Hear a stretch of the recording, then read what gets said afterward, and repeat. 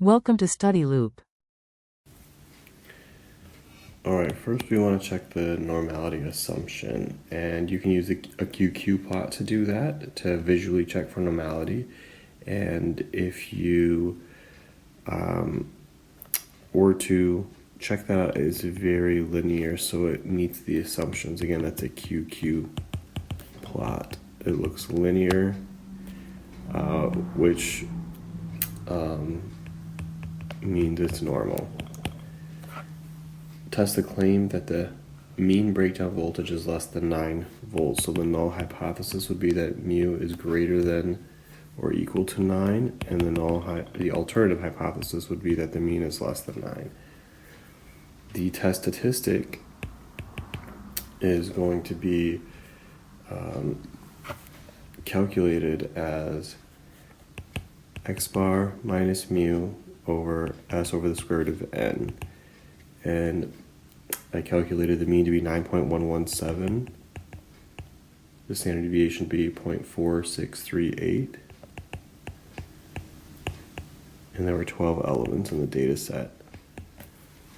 And so the test statistic calculates to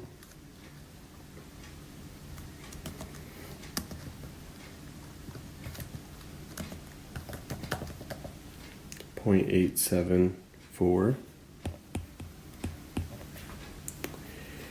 And the p-value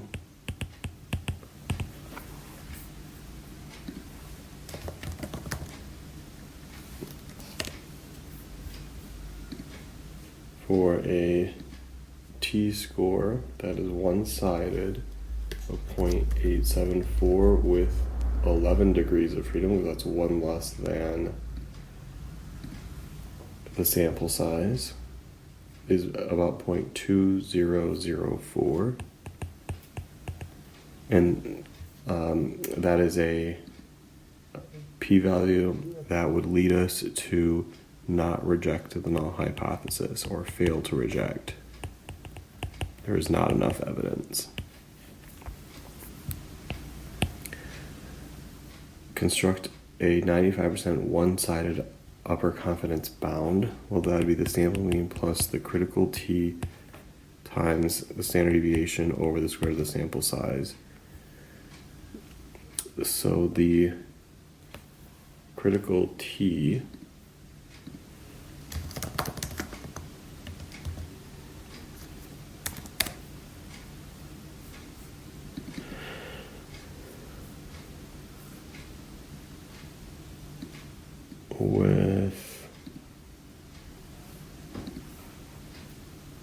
we're using a significance level of 0.05.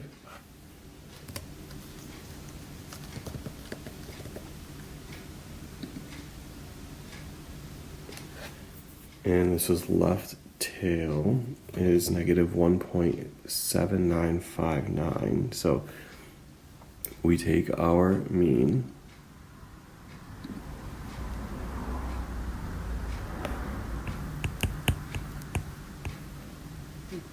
plus the critical value of negative 1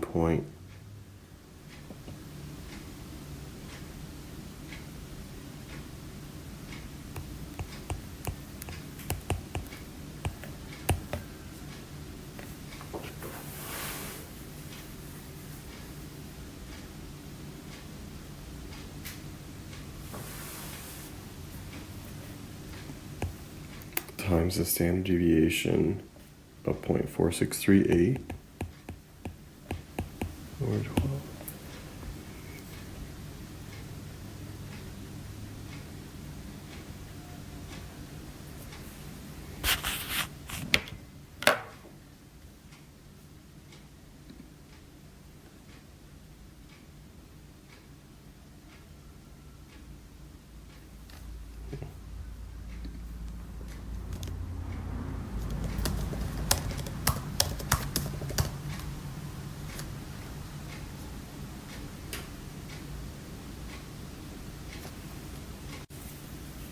For the upper, it would be, we would just use the positive, and we get 9.357. And using that to test the mean, it's greater than 9, not less than, and so we would not reject the null hypothesis. And for the fourth part, determine the sample size.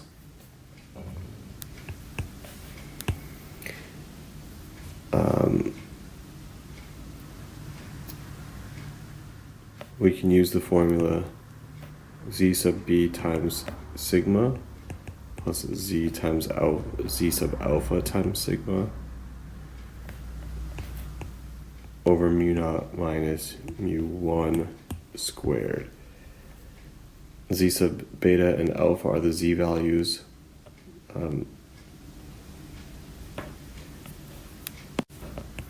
Usually when you use the formula,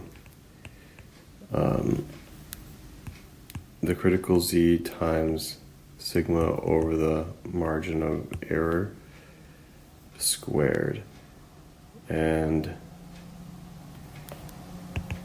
the z is the critical value from the standard normal distribution corresponding to our confidence level, and for 95% or 0.95 is 1.96. So 1.96 times the standard deviation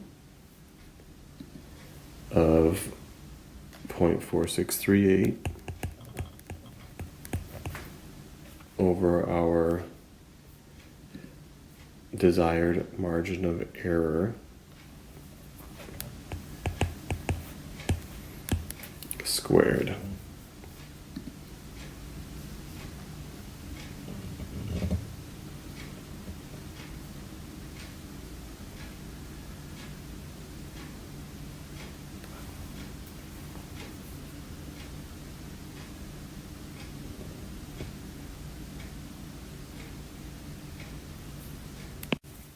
We'd want a sample size of about 331.